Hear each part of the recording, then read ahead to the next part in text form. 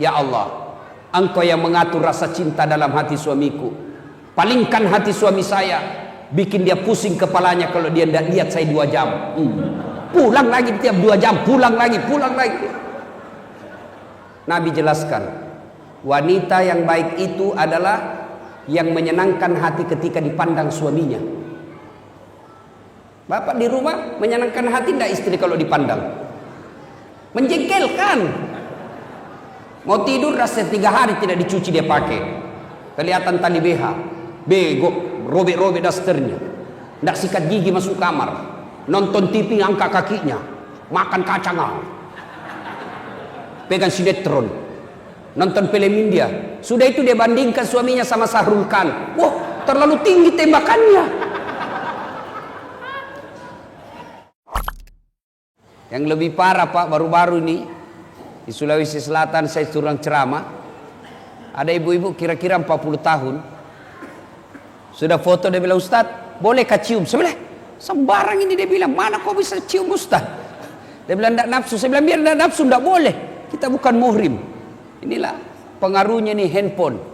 Jadi kalau dia bisa menimbulkan ria, maka dia menjadi setan. Jadi simpan dulu HP-nya Pak. Kita simpan dulu dengar ceramah. Wa qala idzan, Allah kemudian berfirman, bismillahirrahmanirrahim, innallaha wa malaikatahu yusalluna 'alan nabi ya ayyuhalladzina amanu sallu 'alaihi wa sallimu taslima. Sesungguhnya Allah dan para malaikatnya bersalawat kepada Rasulullah Muhammad sallallahu alaihi wasallam, maka wahai orang-orang yang beriman, bersalawatlah kalian kepada Rasulullah dengan sebaik-baik salawat. Sadaqallahul azim, maha benar Allah dengan segala firman-Nya. Ibu bapak, saudara-saudara sekalian yang saya hormati, pada taklim kita kali ini saya akan memberikan oleh-oleh untuk kita amalkan dalam kehidupan sehari-hari. Karena kadangkala ada orang pulang pengajian tidak ada oleh-olehnya kecuali kue. Sudah saya biasa lihat itu pengajian, pulang ditanya, bagaimana pengajiannya? Alhamdulillah, hebat. Bagaimana ceramahnya? Jago memang itu Ustadz. Apa dia bilang? Saya sudah lupa. Ya. Bahkan ada sekarang pulang pengajian, dia menjadi juri Pak. Pulang pengajian membanding-bandingkan saja Ustadz. Wah, itu kalau Ustadz itu yang ceramah hebat. Tapi kalau ini yang satu bikin ngantuk. Itu datang dengar pengajian hanya menilai Ustadz. Bukannya mengamalkan, tapi menilai saja. Nah, kali ini saya akan memberikan oleh-oleh untuk kita amalkan. Mudah-mudahan dalam kehidupan sehari-hari bisa diterapkan.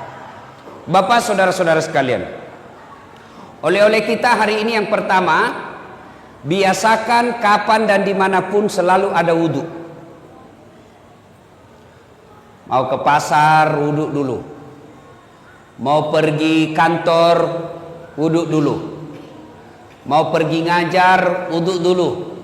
Mau pergi antar jemput anaknya, wudhu dulu.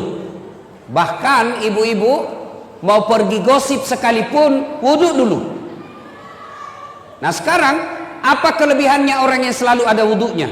Apa keutamaan orang yang selalu ada wudhunya? Buka Al-Quran. Al-Quran menjelaskan, orang yang selalu ada wudhunya, innallaha yuhibbut tawabina wa yuhibbul mutatahhirin. Orang yang selalu ada wudhunya dicintai oleh Allah. Lalu orang kalau dicintai Allah, apa kelebihannya? Apa kelebihan orang yang selalu ada wudhunya? Orang yang selalu ada wudhunya, insya Allah dicintai oleh Allah. Lalu kalau Allah telah cinta kepada kita, apa kelebihannya?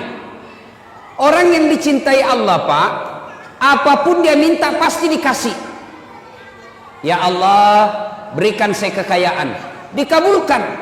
Ya Allah, sembuhkan penyakitku, dikasih. Kenapa? Sudah dicintai Allah. Namanya orang kalau dicinta, apa dia minta pasti dikasih. Contoh, ada anak muda lagi jatuh cinta sama cewek. Kebetulan ceweknya mata duitan. Dia bilang ceweknya, Kak, betul kau sayang saya? Betul. Kalau betul abang sayang saya, belikan saya pulsa. Tidak ada duitnya sang cowok, terpaksa dia pinjam sama temannya. Bos, pinjam dulu uangmu 100.000. Bulan depan saya ganti 200.000. Untuk apa? Daripada dia putuskan cintaku, biarlah saya ganti kau 200.000. Terpaksa pinjam duit. Untuk apa? Menyenangkan hati yang dicintai. Ustadz, saya selalu ada wudhu. Tiap hari saya ada wudhu, Ustadz. Tapi yang saya minta tidak dikasih. Percayalah, apa yang kita minta tidak baik buat kita. Contoh, selalu saya contohkan. Tamat SMA dulu, Pak, saya daftar tentara, menjadi akabri penerbang. Begitu tes fisik, tidak lulus. Kenapa? Ceper, tidak cukup tinggiku. Saya protes kepada Allah. Ya Allah, kenapa kau takdirkan saya dalam keadaan pendek? Saya 14 bersaudara, Pak. Saya yang paling pendek. Saya anak ke-13. Kenapa ketawa? Bagus itu kalau banyak anak, daripada cuma 2. Coba kalau 14 anak, Pak. 1 anggota DPR, 1 lurah, 1 jaksa, 1 polisi, 1 tentara, 2 penghafal Quran, 4 mubalik. Hebat, Pak. 14 anak, 1 tenggelam, masih ada 13. 1 digigit buaya, masih ada 12. 1 di penjara, masih ada 11. Tapi coba kalau cuma 2, 1 tenggelam, 1 di penjara, habis. Orang dulu itu banyak anak, banyak rezeki. Ibu saya sekarang, Pak, tiap bulan 14 juta gajinya. Tiap bulan. Dari mana? 1 anak 1 juta. 14 juta dia terima 1 bulan. Kalah gaji pegawai, Pak. Dia bilang, ibuku, andai saya tahu begini, saya kasih banyak dulu anakku. Nah, dari 14 bersaudara, saya yang paling pendek. Saya protes kepada Allah. Ya Allah, kenapa kau lahirkan saya dalam keadaan pendek? Kau tidak rugi jadi kalau saya jadi tentara. Teman saya lulus, Pak. Padahal itu teman saya tidak pernah dia kalah nilaiku. Lulus polisi. Sekarang dia serse di Sulawesi Barat. Reserse. Sudah bunga-bunga dia di sini 2. Pakai baret merah. Saya lulus pakai baret putih. Tapi alhamdulillah, dengan baret putih yang saya pakai, mulai baret hitam sampai baret putih, ku caramai kau semua. Allah kasih yang terbaik. Saya gagal jadi tentara, daftar lagi saya jadi dokter. 3 kali saya ikut UMPTN. Malah saya lulus di Sospol. Temanku yang jadi dokter, kira-kira 3 tahun yang lalu, saya telepon Ramadan, dok, kembali lebaran sama keluarga. Tidak, Ustadz. Rugi-rugi tuh cari uang, gak kumpul lebaran sama keluarga. Apa dia bilang? Mahal, Ustadz. Untuk sampai ke kampung 16 juta tiket. Dalam hatiku, alhamdulillah, untung saya tidak jadi dokter. Untung saya jadi Ustadz. Sekarang saya keliling-keliling ceramah, Pak. Allah kasih yang terbaik. Maka kalau mau dicintai Allah, biasakan ada wudhu. Kalau Allah telah cinta sama sampean, apa yang Bapak minta pasti dikasih. Kalau tidak dikasih, jangan sangka buruk. Pasti yang Bapak minta tidak baik buat Bapak. Anak daftar tentara tidak lulus, bukan di situ yang terbaik.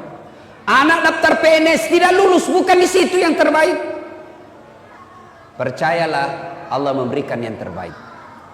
Yang kedua, orang yang selalu ada wudhunya.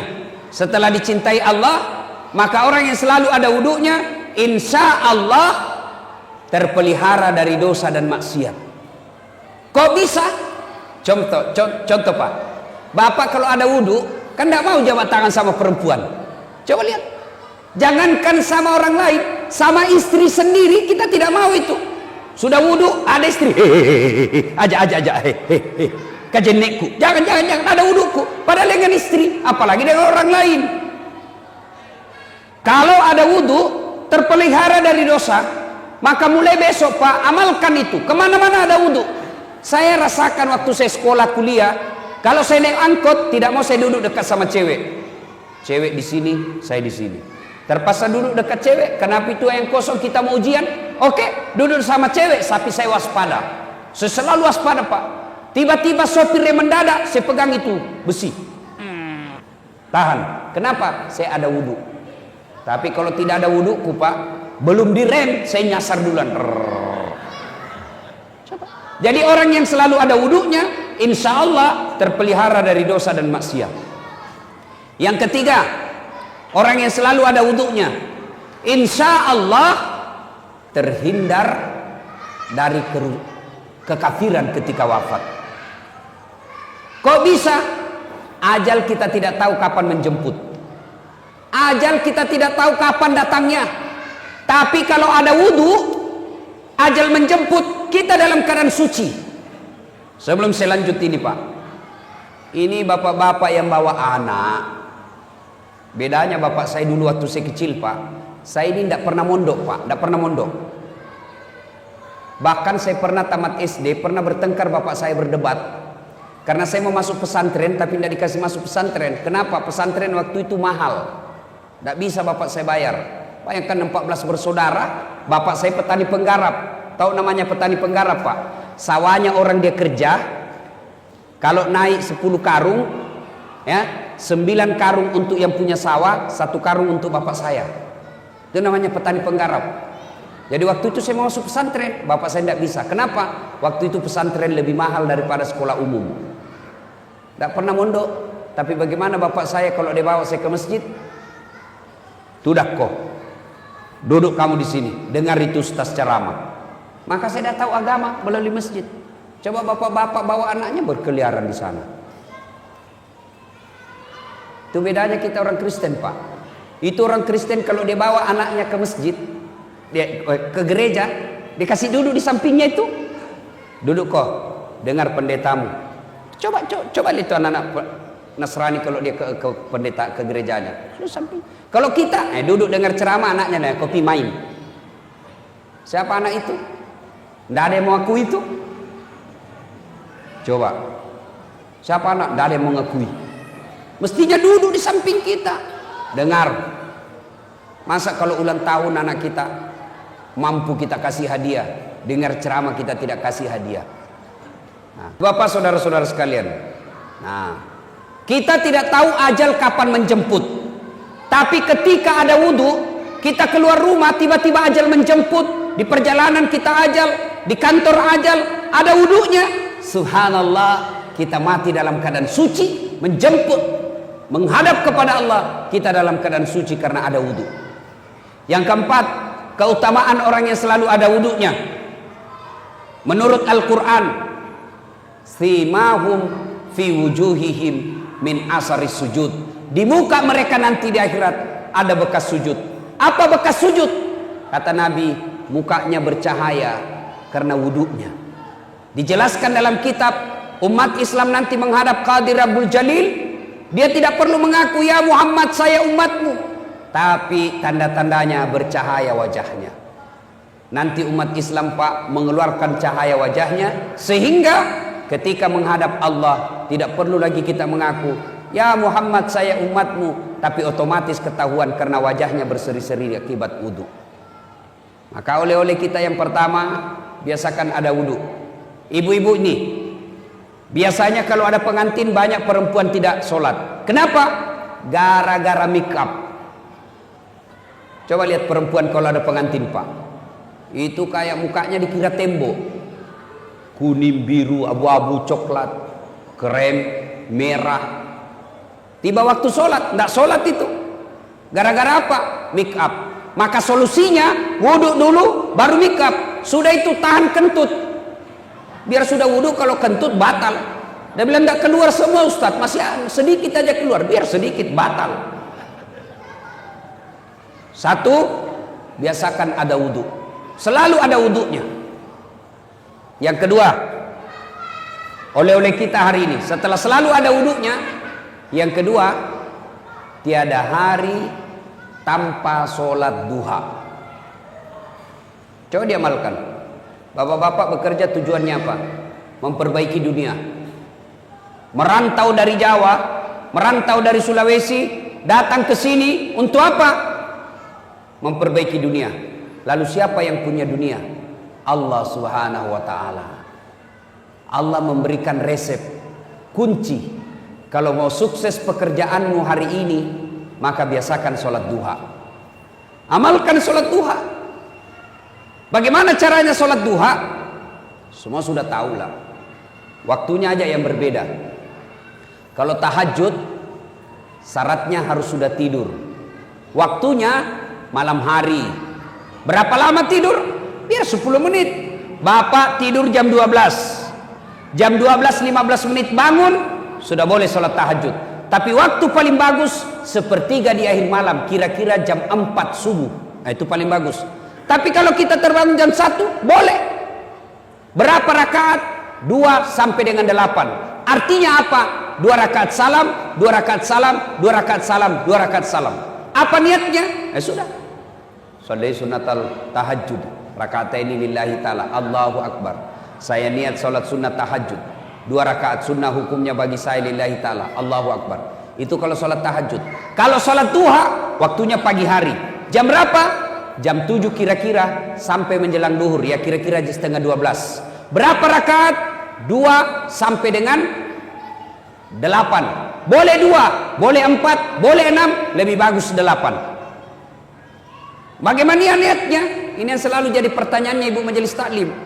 Apa niatnya? Niat itu tidak harus diucapkan, Pak. Niat itu tidak harus dilafazkan. Niat itu bahasa hati. Tanpa diucapkan Allah sudah tahu. Misal Bapak wudhu, sudah ada dalam hati mau sholat duha, itulah niat. Tapi kalau mau diucapkan boleh. Sholli sunnatal duha raka'ataini lillahi ta'ala. Allahu Akbar.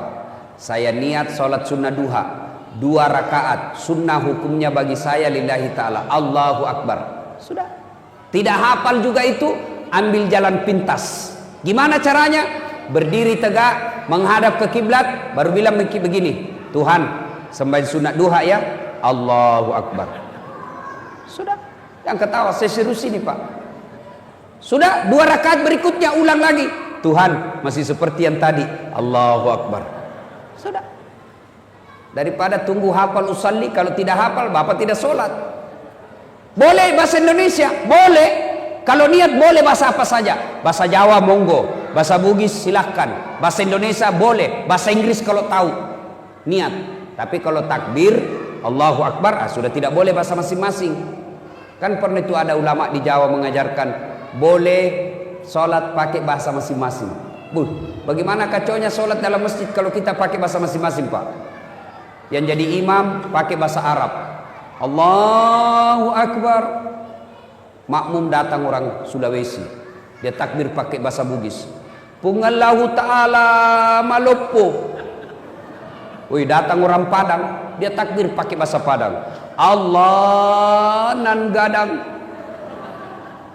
Woi, datang orang Betawi, anak gaul dari Betawi, dia takbir pakai bahasa Betawi, Allah gede banget gitu loh. Kan kacau sholat. Tapi kalau niat bahasa apa saja boleh. Saya niat sholat sunnah duha, sunnah hukumnya bagi saya lillahi ta'ala. Allahu Akbar. Sudah baca doa iftitah. Sudah baca doa iftitah, baca Al-Fatihah. Sunnah wa duha. Kalau tidak hafal surah apa saja, bahkan boleh tanpa surah pendek, boleh. Minimal selesai Al-Fatihah, minimal 1 ayat, 1 ayat, bukan 1 surah. Mana disebut 1 ayat? Waladhdallin. Amin. Bismillahirrahmanirrahim. Alif lam mim. Allahu Akbar. Boleh. Rakaat berikutnya waladhdallin. Amin. Bismillahirrahmanirrahim. Yasin. Allahu Akbar. Boleh. Tapi tentu beda pahalanya kalau Bapak panjang hafalannya. Kenapa? 1 huruf 7 pahala. Jadi makin panjang makin banyak pahalanya. Yang penting jangan baca yang Bapak tidak hafal. Wattini agak berat ini, Pak. Hafal-hafal setengah wattini, baku sambung dengan walasri. Atau al-kafirun, berat juga ini, Pak. Biasa mutar tidak mau sampai. Wala antum abiduna ma abud wala ana abidu ma abattum wala antum abiduna ma abud wala ana abidu ma abad wala antum abid wala ana abid. Dia bilang istrinya, kenapa itu tak putar-putar tidak mau sampai? Dia bilang, ini juga lah aku pikir. Kacau salatnya ya. Tapi kalau tidak hafal wadduha, surah apa saja. Al-Ikhlas rakaat pertama, rakaat kedua Al-Ikhlas lagi, boleh. Sudah, minta kepada Allah 2 rakaat. Assalamualaikum warahmatullahi, assalamualaikum warahmatullahi. Berdoalah. Berdoa harus bahasa Arab, tidak minta sesuai kebutuhan kita. Jangan minta sesuai yang apa yang diajarkan buku. Belum tentu apa yang ada dalam buku kita paham. Lebih baik kita curhat. Ya Allah, saya sudah capek jadi orang miskin ya Allah. Gimana saya mau bersedekah kalau saya miskin selamanya ya Allah. Bukakan pintu-pintu keutamaan dunia bagi saya ya Allah. Murahkan rezekiku ya Allah. Insya Allah kalau laku tanahku tahun ini saya kasih umrah orang tua saya. Masa Allah tidak kabulkan doa kita? Coba minta Pak. Tidak usah minta sama wali kota. Tidak usah minta sama gubernur. Politisi baik sebelum dipilih Pak kalau kampanye. Baik betul. Caleg-caleg ini sekarang Pak, gampang tahu caleg Pak. Mau tahu tanda-tandanya caleg gampang. Kalau tiba-tiba ketemu ndak kenal senyum, gampang senyum, ngajak traktir pasti caleg. Udahlah, daripada mengharap sama politisi, mending kita berdoa kepada Allah. Selesai salat duha minta kepada Allah. 2 rakaat salam minta. Naik lagi sholat 2 rakaat minta lagi, ulang-ulang. Masa Allah tidak kabulkan? Kalau Allah sudah janji, ud'uni astajib lakum, minta kau kepadaku, pasti saya kabulkan. Itu janji Allah. Kalau Allah yang janji pasti dikasih. Saya bukan mau takabur Pak, ini memperkenalkan diri saja. Itu tadi MC masih kurang gelar saya disebutnya Pak. Tuh kalau gelar saya disebut panjang betul Pak. Kalau disebut gelarnya Doktor Dasat Latif, tidak usah sebut hajinya karena hajinya sudah 7 kali. Jadi kalau dipasang hajinya 7, hahaha. Belum lagi umrohnya, tidak usah. Doktor Dasat Latif, SOS, Sarjana Sosial, SAG, Sarjana Agama, MSI, Master Science, PhD, Philosophy of Doctor. 2 doktornya Pak, 2 sarjananya. Kok bisa? Sholat duha rumusnya. Dulu waktu saya sekolah Pak, SMA dan kuliah, kalau bunyi bel, istirahat. Kawan-kawan saya lari ke kantin, saya masuk ke musola. Saya berdoa kepada Allah, ya Allah, saya terima nasibku orang miskin, saya terima nasibku orang kampung, tapi jangan pula engkau miskinkan ilmuku. Jadikan diri hamba sebagai pusat ilmu pengetahuan. Jadikan diri hamba kebanggaan buat orang tua saya. Murahkan rezekiku dalam menuntut ilmu ya Allah. Sudah saya berdoa 2 rakaat saja, 2 rakaat 5 menit, berdoa 3 menit, paling 8 menit, masih ada waktu 22 menit. Selesai sholat, selesai berdoa, baru saya ke kantin kalau ada uang. Kalau tidak ada uang, cari anak orang kaya yang beleng-beleng. Beleng-beleng itu kalau di Makassar dongo. Dongo itu kata Repi Gerung dungu atau goblok. Karena anak-anak orang kaya rata-rata beleng-beleng. Dan saat ada PR, ada. Kerjakan dulu, gampang. Tapi belikan saya kue, barter. Sholat duha. Biasakan sholat duha. Kecil buat Allah kasih kita dunia. Apa susahnya Allah? Kasih dunia, sholat diperbaiki. Minta kepada Allah. Pak, saya pernah rasakan jadi cleaning service. Membersihkan toilet 4 travel terbesar di Makassar waktu itu, Jalan Mapanyuki. Saya bilang sama yang punya travel, tidak usah gaji saya, tapi kasih masuk namaku kalau ada undian umroh. Kasih masuk nama saya, tidak usah gaji. Sampai tutup itu kantor, tidak dapat saya Pak.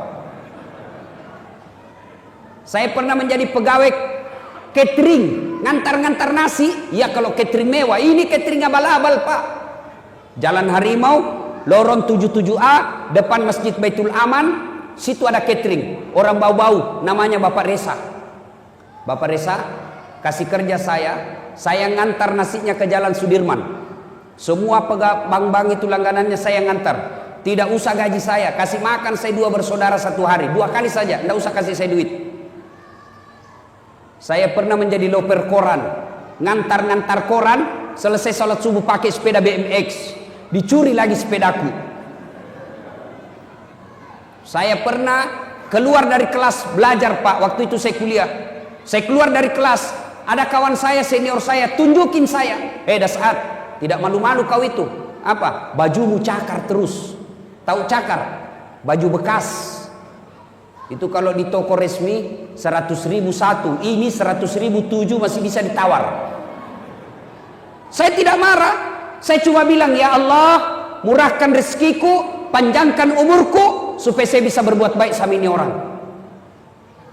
Saya pernah rasakan itu Pak, naik mobil dari kampung saya di Pindrang, kurang lebih 200 km, naik mobil sampai ke Makassar, 8 jam berdiri. Kenapa? Bayar setengah.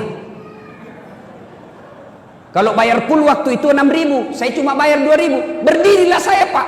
Paling siksa kalau tengah malam ngantuk. Saya rasakan itu berkali-kali. Demi Allah saya sering rasakan. Saya pulang sekolah, pulang kuliah, mau pulang kampung, ceritanya mau minta duit sama bapak saya. SPP waktu saya itu 92.000, 90.000 satu bulan, satu semester. Saya pulang kampung, begitu saya buka tutup nasi, nasinya saja mamaku dia cuma campur apa Pak? Garam, kasih minyak kelapa dengan kelapa muda, digabung-gabung itu garam, minyak kelapa dengan minyak dengan kelapa muda dicampur dengan nasi baru dimakan. Saya bilang sama adekku, ndak usah kau minta uang pembayaran. Kalau kau minta, bapak berpikir ibu stres, belum tentu ada uangnya. Lebih baik kita senangkan perasaannya. Kenapa kau das? Tidak Pak, datang-datang saja. Padahal saya mau minta pembayaran, tidak jadi, saya pulang. Saya sering rasakan jalan kaki, tapi biiznillah, dengan izin Allah, tidak pernah lepas salat duha aku Pak. Saya pegang betul itu namanya salat duha untuk pintu dunia. Alhamdulillah. Kalau dulu saya menjadi pegawai catering, pegawai cleaning service supaya bisa umroh, alhamdulillah sekarang saya punya travel sendiri. Saya bisa umroh kapan saja saya mau. Bahkan mengumrohkan orang. Dengan izin Allah, kalau dulu saya jalan kaki, alhamdulillah saya sudah punya mobil beberapa unit. Bahkan yang saya pakai sekarang Pak, belum cukup 5 di Makassar mobil seperti itu. Dengan izin Allah. Gimana rumusnya Ustaz? Sholat duha. Jadi bapak kalau mau baik anaknya, suruh sholat duha, pelihara dengan baik. Ibu-ibu, mau bantu suami cari nafkah? Mau ibu? Mau? Ibu ndak usah dagang kiri kanan, nanti difitnah orang. Wih, begitu suaminya pergi, dia pergi juga. Gimana caranya? Tinggal sholat duha di rumah. Suami pergi, ibu sholat duha 8 rakaat saja, paling lama setengah jam. Kadang-kadang ada juga 2 rakaat cuma 1 menit. Allahu Akbar, Allahu Akbar, Allahu Akbar, Assalamualaikum. Amin.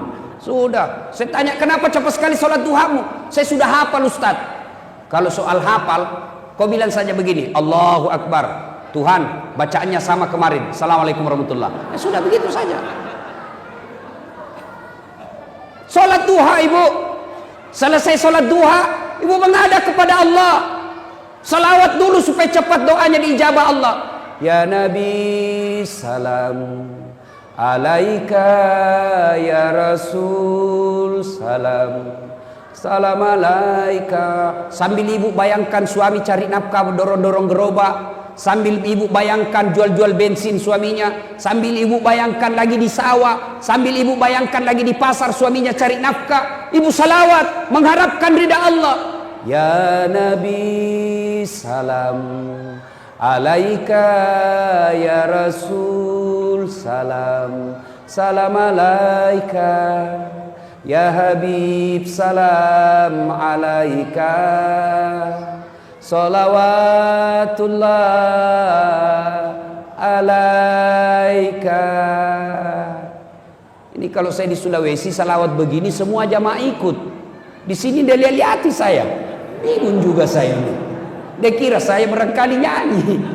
Ya Nabi salam, ya Rasul salam, salam alaika, ya Habib salam alaika, salawatullah alaika. juga sudah saya dengar, tidak dia hafal, dia cuma sudah bagus lah itu. Pak, Ibu, sudah sholat duha, selawat, minta kepada Allah. Tidak harus bahasa Inggris, tidak harus bahasa Bugis, tidak harus bahasa Arab. Bahasa apa? Bahasa ibu. Apa bahasa ibu? Bahasa sehari-hari kita. Bahkan boleh berdoa pakai bahasa isyarat. Bahkan paling ringkas boleh berdoa begini, ya Allah, Engkau sudah tahu apa yang ku mau, kabulkan ya Allah. Selesai. Paling ringkas itu. Puang, musen ya gawe melo alena. Paling gampang itu. Ya Allah, kasih saya yang saya mau ya Allah. Saya tidak tahu menyusun kata-kata ya Allah, tapi Engkau tahu apa yang ku mau, kabulkan cepat ya Allah. Selesai. Daripada bahasa Arab tidak ditahu artinya, bingung malaikat. Amin ya. Dia bilang, malaikat apa maksudnya ini ibu? Mau minta rezeki, dia disuruh kawin lagi suaminya. Silakan minta kepada Allah. Doa selesai sholat duha, dengar baik-baik bu. Bahasa Indonesia. Ya Allah, jika rezeki suami saya masih di atas langit, turunkan. Jika masih dalam tanah, munculkan. Jika masih jauh, dekatkan. Jika masih sedikit, cukupkan. Dan yang lebih penting ya Allah, berkahkan. Coba. Selesai sholat duha, selesai berdoa, SMS suaminya. Pak, jangan menghalalkan segala cara. Jangan putus asa. Baru saja Bapak saya doakan dalam sholat duhaku. Insya Allah Bapak dapat rezeki hari ini. Masya Allah. Kita sebagai suami, bu, dengar baik-baik bu. Ini rahasia laki-laki. Dengar baik-baik bu. Jangan kasih tahu yang tidak datang pengajian. Rahasia laki-laki, rahasia suami. Itu kalau dapat SMS doa seperti itu, dia kasih lihat semua temannya. Saya kalau dapat SMS begitu, saya kasih lihat semua temanku. Istri yang soleha. Coba lihat bagaimana kita mau poligami kalau istri baik begini. Iya Pak Tok? Iya. Bapak pernah di SMS begitu? Ibu-ibu pernah SMS suaminya begitu? Pernah? Paling SMS-nya, Pak, jangan lupa singgah beli beras. Pak, jangan lupa singgah beli telur. Padahal tentara suaminya singgah beli telur. SMS lah suaminya sekali-kali dengan doa. Bagaimana suami tidak mau cari ganti kalau ibu tidak pernah sholat duha? Suami tiba-tiba ada berita, bu, SMS temannya ibu, bu, saya lihat suaminya bonceng cewek, gelisah. Maka istri yang baik, dia bangun atau dia sholat duha, sholat hajat, minta pertolongan kepada Allah. Ya Allah, Engkau yang mengatur rasa cinta dalam hati suamiku. Palingkan hati suami saya, bikin dia pusing kepalanya kalau dia tidak lihat saya 2 jam. Pulang lagi tiap 2 jam, pulang lagi. Ya ibu, sholat duha. Pak, punya anak SMA, SMP, ajari sholat duha. Bapak harus tahu jam berapa istirahatnya. Istirahat anak, telepon dia Pak. Nah, sudah sholat duha? Belum Pak? Tutup ya. Sholat dulu nak ya. Sebentar Bapak telepon lagi. 10 menit kemudian telepon lagi. Jangan berhenti sebelum dia bilang sudah. Sudah. Kewajiban Bapak mengawasi anak sudah bagus. Coba, bagaimana anaknya mau sholat duha, bapaknya aja tidak. Coba jangan remeh itu sholat Pak. Kecil buat Allah kasih Bapak. Apa susahnya Allah kasih yang kita mau? Kalau Allah yang mau kecil ini dunia, gimana caranya? Perbaiki sholat. Saya kasih logika sederhana. Ada enggak manusia tidak punya masalah Pak? Ada? Kira-kira ada di sini tidak punya masalah? Kalau saya lihat dari sana sampai sana dan di belakang, semua muka-muka penuh masalah. Cicilan belum lunas, mau punya anak, mau tambah istri. Masalahnya mau tambah istri. Tapi ibu juga jangan salahkan kalau suami mau nambah. Bagaimana kita tidak mau nambah Pak?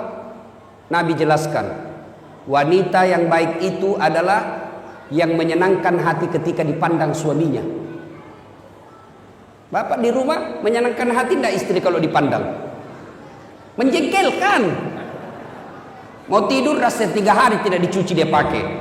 kelihatan tali BH, bego, robek-robek dasternya, ndak sikat gigi masuk kamar, nonton TV angkat kakinya, makan kacang, pegang sinetron, nonton film India. Sudah itu dia bandingkan suaminya sama Sahrul Khan. Wah, terlalu tinggi tembakannya. Gendut, malas masak, menguap aja kerjanya. Kita nonton cewek-cewek cantik di sinetron, kita lihat istri.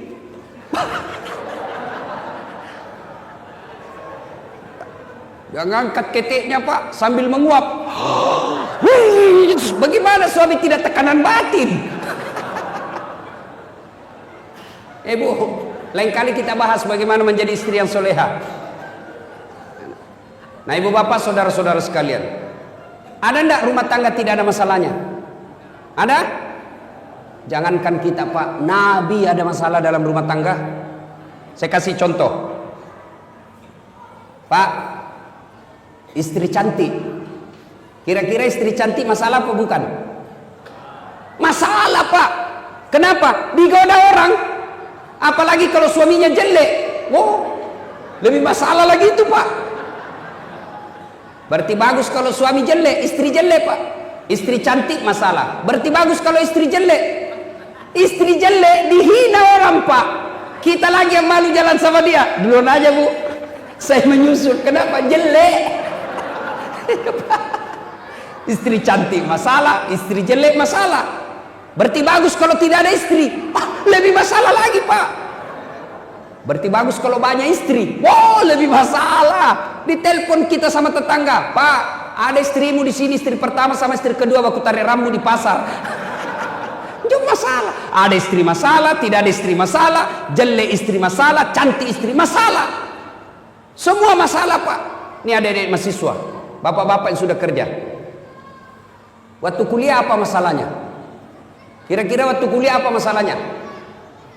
Mau jadi sarjana. Sudah sarjana selesai masalahnya? Belum. Mau dapat kerja pegawai. Sudah jadi pegawai selesai masalahnya? Belum. Muncul masalah baru. Mau kepala bagian. Sudah jadi kepala bagian selesai masalahnya? Tidak. Mau jadi kepala dinas. Sudah kepala dinas selesai masalahnya? Belum. Muncul masalah baru. Mau jadi sekda. Sudah jadi sekda selesai masalahnya? Tidak. Mau jadi bupati. Sudah jadi bupati selesai masalahnya? Tidak. 2 periode dong. Ayo. Sudah 2 periode selesai masalahnya? Belum. Mau jadi gubernur. Dulu apa masalahnya? Mau punya mobil. Sudah punya mobil selesai masalahnya? Tidak. Cicilannya kasih pusing.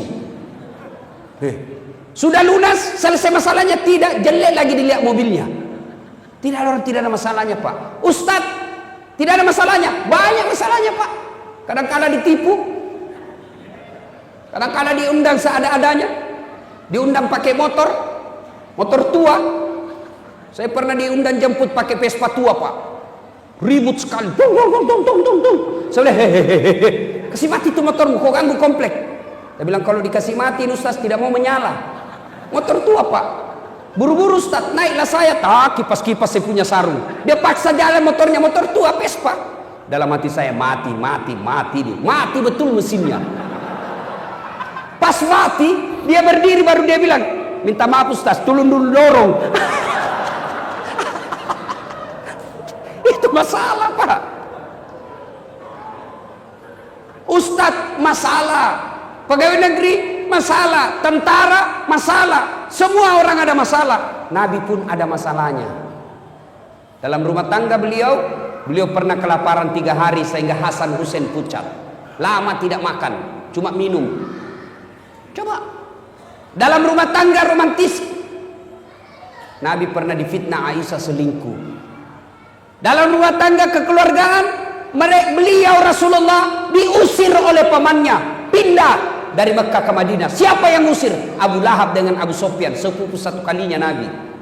Coba. Semua ada masalah Pak, apalagi kita. Berarti masalah itu bukan masalahnya. Masalah kita bukan masalah itu, tapi masalah kita adalah bagaimana cara mengatasi masalah. Itu yang jadi masalah. Bagaimana cara mengatasi masalah. mengatasi masalah tanpa masalah. Oh, tahu juga orang Pegadaian di sini ya. Nabi ada masalahnya, beliau bagaimana solusinya? Ambil wudhu, sholat hajat 2 rakaat, ngadu kepada Allah. Itu Nabi ada masalah, beliau wudhu, ngadu kepada Allah. Kalau kita ada masalah, ambil Facebook, update status, teganian kau, rindu sama suaminya, di mana di kau? Mau malam, update status, kesepian banget, disleding sama temannya, boleh juga tuh diganti. Selingkuh berawal dari Facebook. Ini kita ini kan selalu berdoa, Pak. Manusia akhir zaman rajin berdoa. Berdoanya di mana? Di status. Sibuknya itu Tuhan mau baca statusmu. Mengadu kepada Allah. Salat duha, salat hajat, minta kepada Allah. Kalau Allah yang kabulkan, kecil. Bapak saya tanya, ada yang pernah tidur di sini 24 jam tidak pernah bangun-bangun? Ada? Ada enggak yang pernah tidur di sini Pak 2 hari tidak pernah bangun-bangun? Ada?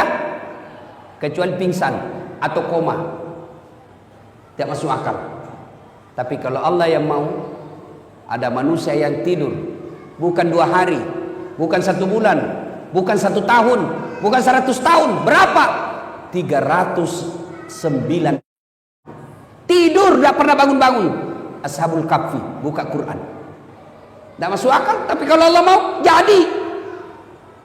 Sini saya tanya, ada tidak manusia bisa hidup kalau dibakar api yang sangat besar? Kira-kira bisa? Bisa tidak? Tidak mungkin, pasti mati kalau dibakar api. Tapi kalau Allah yang mau, Ibrahim alaihissalam dibakar dalam api yang sangat besar, keluar kedinginan. Kalau Allah mau. Tidak percaya, buka surah Al-Anbiya. Apalagi? Pak, perempuan tidak pernah disentuh laki-laki, bisa hamil tidak? Perempuan tidak pernah disentuh laki-laki, bisa hamil? Tidak mungkin, kata ilmu kedokteran. Tapi kalau Allah yang mau, Siti Maryam, wanita suci, tidak pernah disentuh laki-laki, lahir Isa alaihissalam. Coba kalau Allah mau. Cuma sekarang banyak mau saingan Siti Maryam, hamil tidak ada suaminya, beleng-beleng. Kalau Allah yang mau, tidak ada mustahil. Maka Allah cuma minta ista'inu bis-sabri was-salah. Perbaiki sholat. Ada sakit asam urat di sini? Ada? Prostat, kolesterol, gula, kecil buat Allah, kecil. Kecil buat Allah sembuhkan itu. Gimana caranya? Jangan ke dokter dulu, ngadu dulu kepada Allah dalam sholat tahajud, baru ke dokter. Memangnya dokter yang sembuhkan kita? Bukan dokter yang sembuhkan. Siapa yang sembuhkan? Allah. Kalau dokter yang sembuhkan, mestinya tidak ada dokter yang sakit. Tapi buktinya mantan Menteri Kesehatan Republik Indonesia meninggal gara-gara penyakit. Menteri Kesehatan, Pak, mestinya tidak sakit meninggalnya. Sakit, Pak. Kalau Allah mau, coba. Dan sampai detik ini, mohon maaf kalau ada dokter di sini, sampai detik ini saya belum pernah dokter yang hebat, ketemu dokter yang hebat. Kenapa? Begitu saya ke dokter, saya juga yang kasih tahu penyakitku. Iya toh? Assalamualaikum dok. Waalaikumsalam. Kenapa Ustaz? Mas Ustaz, kenapa Ki Ustaz? Ini tidak enak, serasa perutku mencret-mencret. Kenapa bisa? Dalam hatiku, urusanmu ke dokterku. Tapi kan tidak. Dia tanya berapa berat badan, berapa umur. Kenapa? Beda umur, beda berat badan, beda dosis obat. Kenapa disuruh? Nah ini obat, datang lagi 3 hari akan datang. Kenapa? Apa dokter mau duit? Bukan. Kenapa? Mau dilihat efeknya ini obat, cocok apa tidak. Kalau tidak, ganti obat. Tapi Allah, tanpa Bapak beritahukan, Allah tahu apa penyakit Bapak. Maka lebih minta kepada Allah. Nah, kalau urusan dunia, adik-adik, kecil ini dunia. Kecil buat Allah kasih kamu insinyur, kecil buat Allah kasih mobil, kecil buat Allah lunasin utang. Caranya apa? Ngadu kepada Allah, sholat diperbaiki. Gimana mau baik dunia kita? Kita anggap renteng itu sholat. Tak mungkin. Jadi rumusnya perbaiki sholat, Mana mau sholat duha 5 waktunya saja bolong-bolong. Saya kasih contoh. Kenapa hidup kita tidak susah seperti ini? Susah betul lunas utang, susah punya rumah, susah punya mobil, susah punya anak yang baik. Kenapa? Karena kita jauhi Allah. Contoh, suatu ketika saya pergi mencukur, gunting rambut. Yang cukur saya antara laki-laki dengan perempuan. Tahu kan makhluk seperti ini? Calabai. Saya bilang wandu, wanita doraka. Laki bukan, perempuan bukan. ACDC. Makhluk seperti ini kan cerewet, Pak. Waktu dia cukur saya cerewet betul. Semua dia komentar. Saya diam-diam saja dengar. Nanti saya tersinggung waktu dia bilang, Ustadz, saya tidak percaya Tuhan Maha Pengasih. Langsung saya pukul tangannya. Hah? Sembarang dia bilang ini bencong. Kenapa bilang begitu? Kalau Tuhan Maha Pengasih, Ustadz, kenapa ada peminta-minta di jalan? Dalam hatiku, benar juga ini orang. Tapi tidak usah diajak ke debat. Apa gunanya jenis kelaminnya aja tidak jelas, bikin habis-habis kuota. Keluarlah saya. Pas saya keluar ketemu orang gondrong. Tahu gondrong kan? Saya panggil, ini jawabannya. Saya panggil itu gondrong, sini dulu. Kau ikut sama saya kasih kau 50. Ikutlah dia. Saya kembali ke salon itu. Assalamualaikum. Waalaikumsalam. Kenapa lagi Ustaz? Sini dulu, Deng. Saya tidak percaya ada tukang cukur di sini. Sembarang Ustaz bilang, itu barusan kayak syukur kau. Saya tidak percaya ada tukang cukur. Kalau ada tukang cukur di sini, kenapa ada di gondrong? Begitulah kita, Pak. Dia bilang ini tukang cukur. Dia gondrong karena dia tidak datang. Coba kalau datang, saya gondol Ustaz. Gimana kita tidak punya masalah? Kita tidak pernah datang kepada Allah. Kita berdoa, ya Allah perbaiki hidupku. Ya Allah muliakan usiaku. Ya Allah persempurnakan hidupku. Ya Allah angkat derajatku. Ya Allah muliakan bisnisku. Allah jawab, oke, sini kau kalau mau. Hayya alal falah, sini saya kasih kau kemenangan. Tapi apa jawaban kita? Tunggu. Pantas hidup kita susah, Tuhan disuruh menunggu. Makanya Bapak perbaiki sholat. Biar dia tidak insinyur, kalau baik sholatnya aman dunianya, Pak. Tapi kalau tidak beres sholatnya, tinggi sekolahnya, kurang ajar. Coba lihat anak-anak sekarang, Pak. Sopan sama cowoknya. Kalau sama cowoknya, terserah abang aja deh. Saya ikut aja, mana yang abang menurut cocok. Itu sama pacarnya, sama bapaknya kurang ajar. Mana buktinya? Periksa HP-nya anak-anak bapak di rumah. Kira-kira siapa wallpapernya, Pak? Anak-anak bapak di rumah buka handphonenya, siapa gambarnya di sini? Gambarnya bapaknya. Anak mahasiswa saya periksa. Wih, gagah betul cowoknya, Pak. Wih, gagahnya cowokmu, Dek. Dia bilang, enggak, galungnya ini Ustaz. Siapa ini? Lee Min Ho. Oh, siapa ini Lee Min Ho? Artis Korea. Oh, artis. Dia kenal kok? Tidak, Ustaz. Pernah kau di SMS? Tidak. Pernah kau dikirimi pulsa? Tidak. Bodoh. Ganti itu. Bapakmu di situ kau pasang. Bapakmu kasih sekolah kau. Gapus itu. Ganti mau fotonya bapakmu. Dia hapus. Tunggu pada Ustaz. Dia cari fotonya bapaknya. Oh, tidak ada Ustaz, sudah dihapus.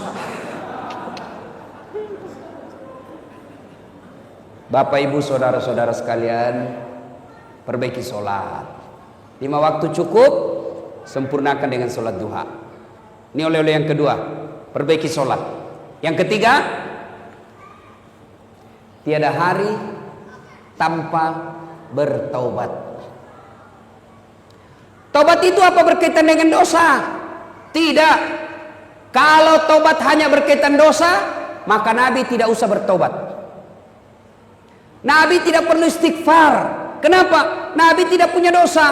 Bahkan dijamin oleh Allah, ya Muhammad, kalau ada dosamu, aku telah ampuni dosa-dosamu. Tapi apakah Nabi tidak pernah istighfar?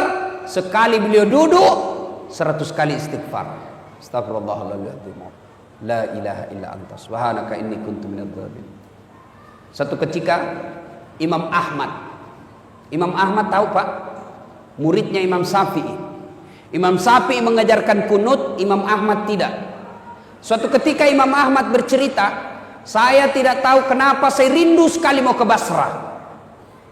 Tinggal di Baghdad, ibu kota Irak, tapi mau sekali ke Basrah.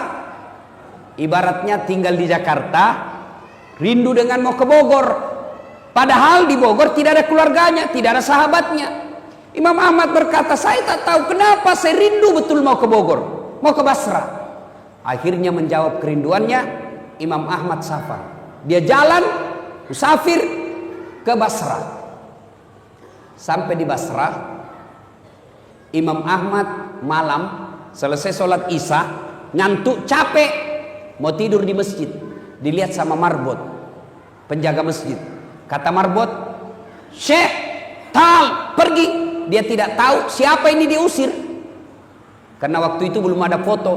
Orang umumnya tahu namanya tapi tidak kenal wajahnya. Tahu Imam Ahmad tapi tidak kenal wajahnya. Ya Syekh, keluar, tidak boleh tidur dalam masjid. Ini juga panitia masjid, Pak. Jangan larang orang tidur dalam masjid. Siapa tahu gara-gara dia tidur di masjid dapat hidayah. Yang dilarang dalam masjid itu bukan tidur. Yang dilarang apa? Ngiler. Kalau dia bisa tidur tidak ngiler, sudah. Bagaimana caranya? Suruh menghadap ke atas.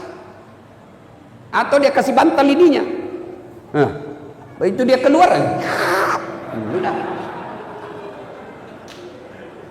Kenapa ngiler dilarang? Karena najis. Jadi kalau dia bisa bawa bantal dia tidur di masjid, silakan. Ada orang tidak bisa tidur di rumahnya, dia cari ketenangan, dia datang masjid bisa tidur. Masa kita larang? Saya sudah berapa kali ke Masjidil Haram, Masjid Nabawi, tidak ada ditulis dilarang tidur. Sudah tidak apa-apa, Pak. Siapa tahu dia bisa tenang di dalam masjid. Cuma jangan tiap malam, apalagi sampai masak di dalam masjid. Nah, itu saya juga tidak setuju.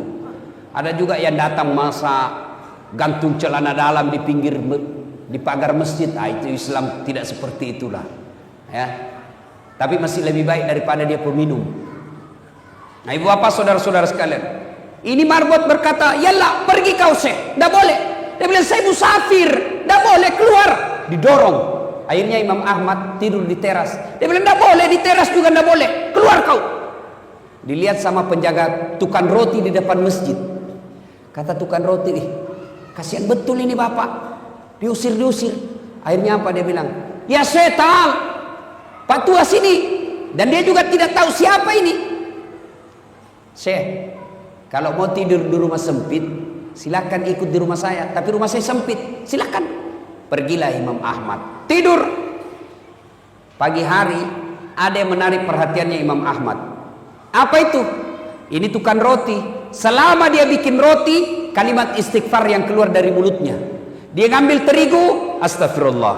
Dia kasih air, astagfirullah. Dia ulek-ulek, astagfirullah, astagfirullah, astagfirullah. Dia iris-iris, astagfirullah, astagfirullah, astagfirullah. Dia panasi, astagfirullah. Imam Ahmad berpikir, wih, hebat ini, banyaknya istighfarnya satu kali kue.